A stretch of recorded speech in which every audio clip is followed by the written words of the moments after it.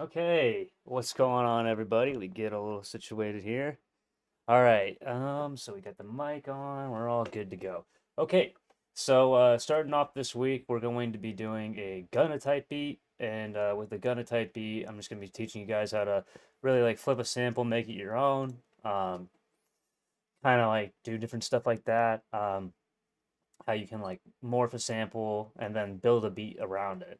So you're just not like making it like just guitar. Like if you have a guitar and you play it and that's cool, but like this like really like takes it to the next level. Um, and then we're just gonna be keeping like the whole like progress of this is to keep like Gunna beats in mind, right? So we're just gonna be getting after it today. Drop comments down below in the chat if you have any questions, and we'll just keep going on with the show. Um, but first things first, make sure you guys are leaving a like, hitting subscribe, hitting that noti bell, and yeah, dropping some comments down below. I really appreciate all the engagement that I get on these videos. So please just always be talking with me, and we'll kind of get right into it. Yeah, so first things first, let me just play the beat for you guys.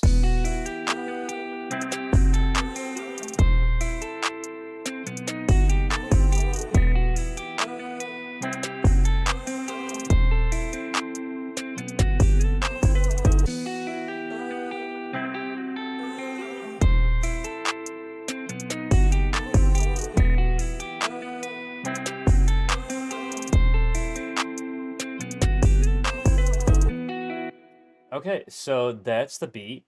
Um, not like a whole lot of complications in like, oh, this is like a super hard beat to make. Uh, so we'll just get into it. So first things first, I took this guitar sample. So what you want to do is like, okay, so I got this sample. I know it's in the key of C because like I just grabbed this from here. It's just like a Lander sample. So if you use Lander mastering services, they also offer you like all of these extra like sound getting things. You get tokens, just like how it is on TrackLib. You can just drag in any one of these samples, see if it was even the Rhodes sample that I have or this one that I've used in previous beats. Um, it's just different samples that you can choose, different stuff like that. Um, yeah, like it doesn't really matter which one you use. You can just drag it in, and this one I dragged in here. It's like this one, just an acoustic guitar sample, acoustic guitar with vocals in C major or C minor. Can't remember which. I think it's C, but it's C either way, right? And we know that it's in 147 BPM. So what I did is I dragged it in and then I stretched the time out for the entire time that it was, did Stretch Pro. So with Stretch Pro, when you switch the mode, you can do it to just regular stretch. So like, you can, when I clicked in on the sample, you can just click this drop down in mode. It starts off in a real sample, but you could switch that to stretch, or you can do Stretch Pro. The reason I like to do Stretch Pro, it's like it's a little bit faster on the stretching time, and you can do a lot more modifications to it, like specifically with the formant. And formant is just basically the same thing as like what Little Altar Boy is. If you don't know what that is, it basically like just to like play the sound for you.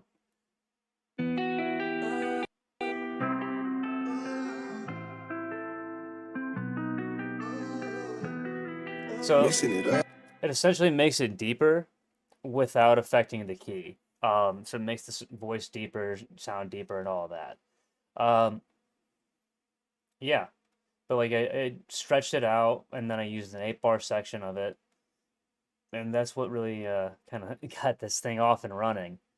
Some different things you can kind of like adjust with it. You can adjust the length of the sample if you don't want to like play the whole thing out, or you can adjust the time stretch if you like want it to be faster. Like if you want it to be half the time, you can do that. If you want it to be specific pitch, you can do that. So like with the pitching and the time stretching, you can switch like one from C to like D just by going up by like 200 cents on here. So I could have switched this to the key of D if I went up 200 cents. So each 100 cent is a step. And the reason that is like just to put it in perspective, it would be like going from, C all the way up to D. So we just go, this is each 100 cents is like from here to here. So white to black note, black note to white note, or E to F. You know, it's just like it's a half step. It's not a whole step. To go a whole step, it's 200 cents. Just to keep that in mind, so you can always like shift your samples. If it's like, hey, you know what, I want to work in this key, or I'm currently in this key. This is how you can kind of just flip that. One thing too to keep in mind, what I've like kind of like done in a lot of my beats, and I've shown this like a bunch of times. One thing you can use is SampleLab. It's an audio to MIDI converter. So you can just bring this in, so you know like what key you're working with, what like notes you're going to mess with. So like, and a lot of times the way you can just do that, it's you can just consolidate. So you can right click on here and consolidate tracks, track from start, and then you can just export it, right? And then you can just grab your sample here and then drag it in to SampleLab.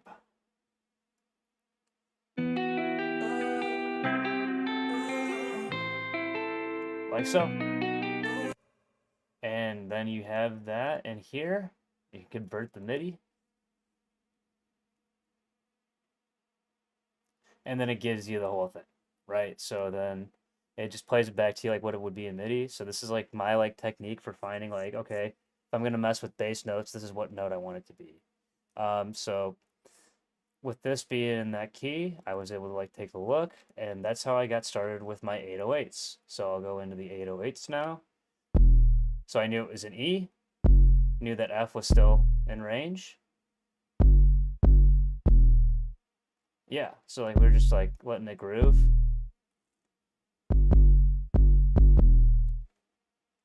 It's a cool little 808 pattern. Just like didn't need a whole lot of movement in it, but I did want it to like accentuate certain parts. So we'll just play those two together right now.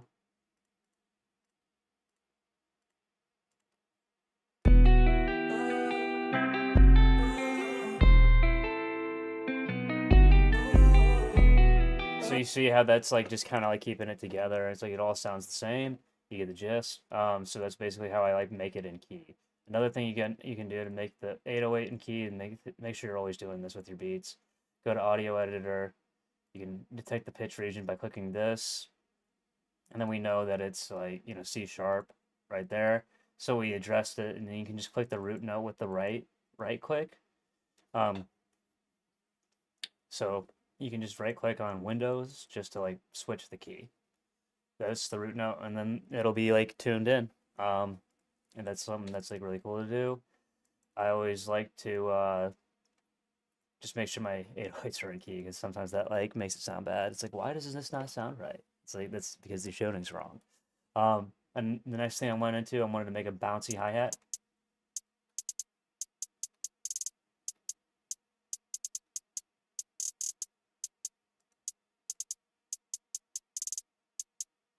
Right? Gonna clap on top of it. Getting the vibes going.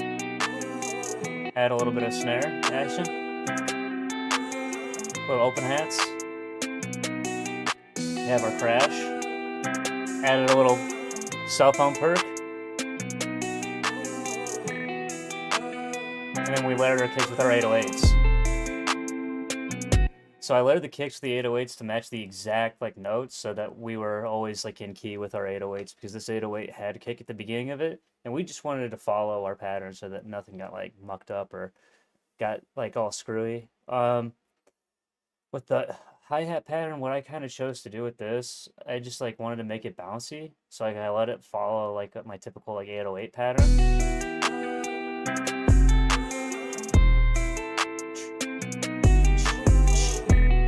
Like that gives it that bouncier feel, like the so like basically the way that it would look like when you're drawing it in, it's like that. That's the pattern, and it just loops throughout the whole track. So like if you're just drawing things in without like going to the piano roll, that's what it looks like for me. And that's a good pattern to have, because it keeps the bounce going, and then you can just layer your like, you can just put your hi-hats like at different roll points, so it's not hitting at the exact same note. when you're open hats, because that kind of gets a little like tricky, like gets a little conflicted, and sometimes that like clashes the noises, and you don't want to do that.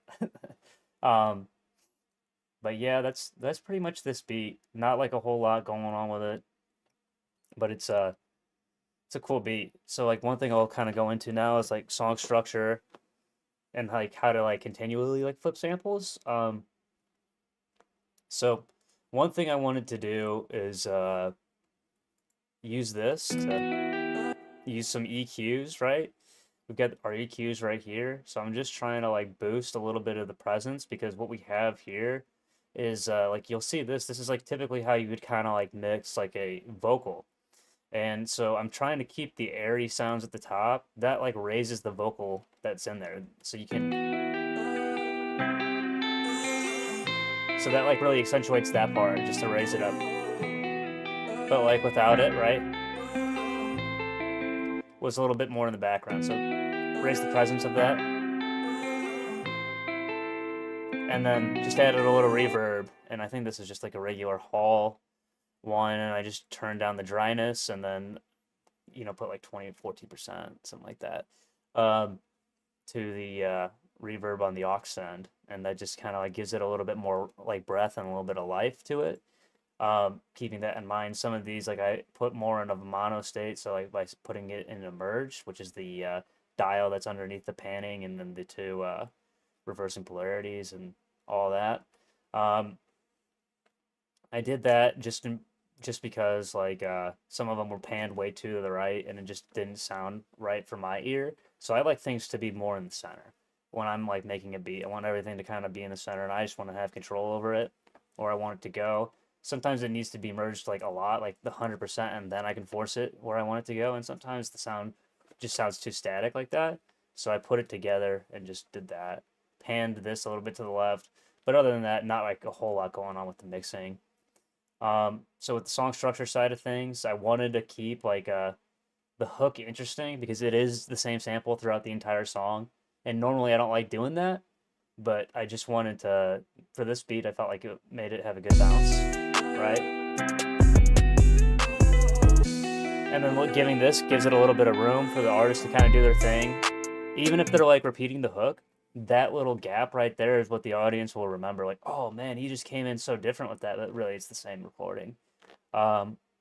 It's like one of those things that you can kind of like trick and like move things around just to like make it sound different, even though nothing's really changed. So as the beat progresses, we just take all of our pieces out, slowly bring back in our hi-hats, bring in a little clap, right? And we're building anticipation with that. And now we go into our bass and our kick.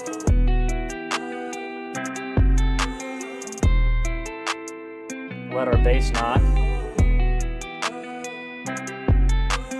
And then we bring everything back after this bass knocks one more time. Let the audience hear it, and then boom, boom, boom, boom. Right?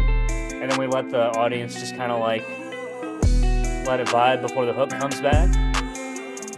And then we just let it rock out. And then we put a little fade at the end, a little bass, and then we let it fade out to the end. So all in all, it's, you know, an 8-bar intro, 8-bar outro, 16-bar hook, 16-bar hook, and a 24-bar verse.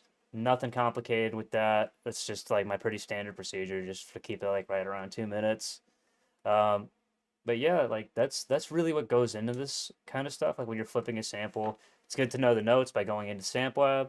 When you're flipping a sample, it's good to keep things stretched together, like messing with the time, and then messing with the formant if you need to, or messing with the pitch if you want to get into the right key. If it's like not like in a key, like if you've already like made a melody, like, hey, I've got this in E minor, like, oh, let me just shift this, like, you know, 2 keys over so I can get this into E. So keeping that in mind, that's pretty much what I got for you guys today. Thank you guys for, as always, for tuning in. Really, really love when you guys do. Make sure you guys are leaving some likes, some subscribes, hitting that noti bell, and then drop some comments down for your boy down below if you have any questions about any of this stuff. But all right, peace. God bless. Have a good rest of your day, guys.